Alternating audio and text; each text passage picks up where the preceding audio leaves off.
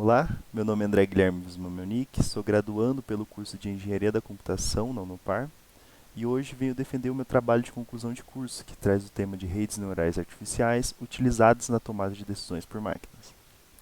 Já na introdução, é apontado da aproximação entre o pensamento entre humano e máquinas. Os humanos, eles tentam igualar o pensamento de máquina a um humano há muito tempo. Por quê? Porque através disso podemos observar benefícios para as sociedades, já que coisas simples para nós, como empilhar um cubo em cima do outro, para uma máquina é extremamente complexo, tendo que analisar a distância entre um cubo e outro, onde ele vai pegar esse cubo e para onde ele vai levar. Isso só será possível através de tecnologias e softwares, e uma dessas tecnologias é a inteligência artificial.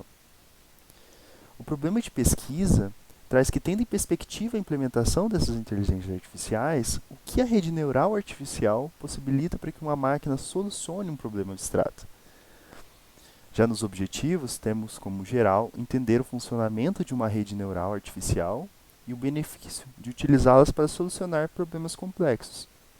Os objetivos específicos são elucidar o que é uma rede neural, compreender o que é uma rede neural artificial e explanar os conceitos de como uma rede neural artificial age na solução de problemas. Para as redes neurais, podemos começar com um dos mais importantes, o sistema nervoso.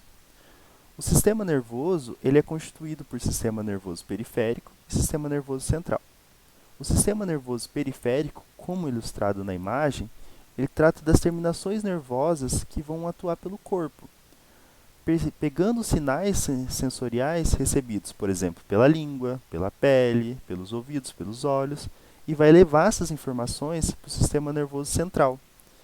Esse sistema nervoso central ele está alocado na medula espinhal e no encéfalo, que está protegido pelo crânio.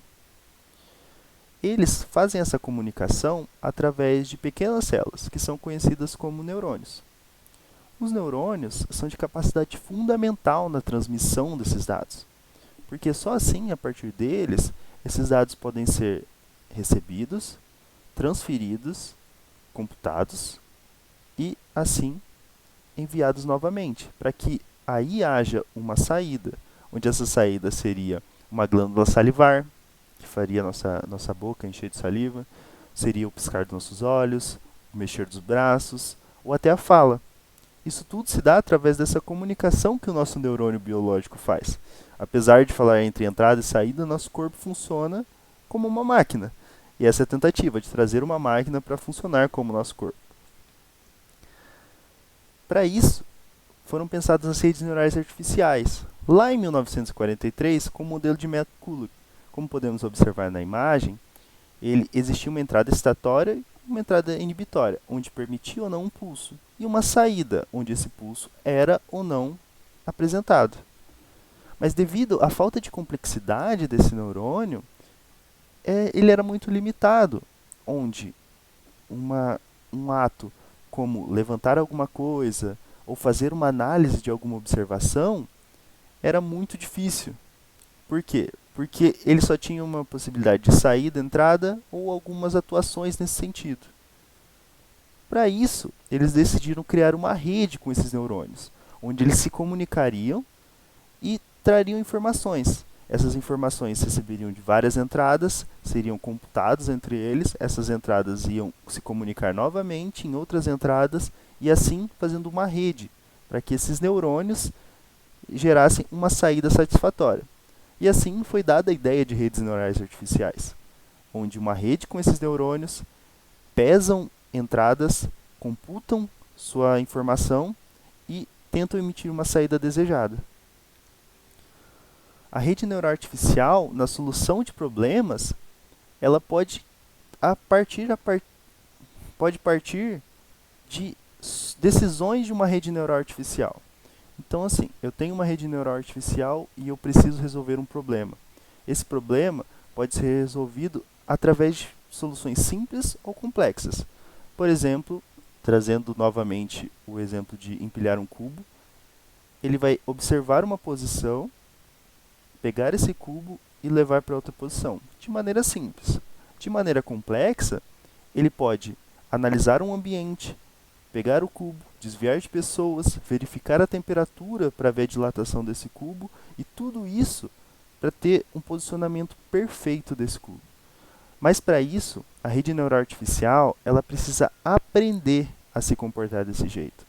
Então, vão ser gerados testes específicos para essas situações, onde as redes neurais artificiais vão fazer testes e testes incessantes, simulando problemas que podem acontecer, para que quando aconteça um problema que ela não conhece, ela analise esse cenário e entenda como ela deve agir.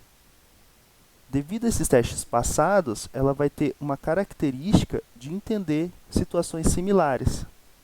Então, a base de treinamento para uma inteligência artificial é testes e testes incessantes. A partir disso, ela consegue, tendo um problema diferente, absorver essas informações da saída, verificar se aquela saída é desejável para ela e, a partir disso, ajustar seus pesos ou a sua fórmula de computação, e assim gerando uma nova saída mais satisfatória. As considerações finais desse trabalho foi que a revisão bibliográfica apresentou uma constância, a ideia de pensamento que vem desde o neurônio, suas conexões e onde se comunicam, sua abrangência, até elucidar suas funções dentro do sistema nervoso. Atualmente, a tecnologia subiu a ponto de que redes artificiais complexas pudessem ser formadas. Isso possibilitou o aumento de capacidade processual dessas ferramentas. O fator primordial para essa ação tomada pela rede ser bem-sucedida é a forma que ela foi treinada e a quantidade de informações obtidas nesse treinamento. Essas são algumas das referências que eu utilizei na construção desse trabalho. Todas elas completas estão no trabalho final. Muito obrigado a todos.